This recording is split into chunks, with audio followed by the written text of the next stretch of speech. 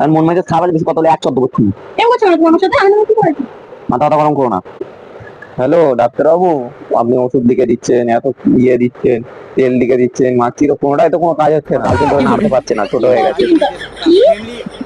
নাড়তে পারছে না আগের মতো, বলছো ছোট হয়ে গেছে। হাতারি ফাতারি ছাড়া কি করে হবে না, কিন্তু ঠিক ওটা জিনিসটা মানে আগে ছিল বড়, আগে ছিল এত বড়, এবার দিনকে দিন ছোট হয়ে যাচ্ছে। কেন ছোট হচ্ছে বলুন তো আপনি?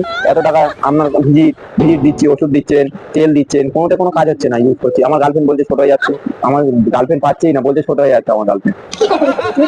তুই তো নাড়াতে পারছি না এখন আগের মতো আর। আগে তো ধরে কিছু নাড়াতে, এখন তো পাচ্ছি না।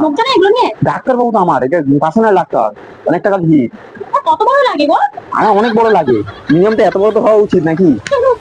এত যেন আরে আপনি সার্জারি ফার্জারি করে কি কিছু হবে?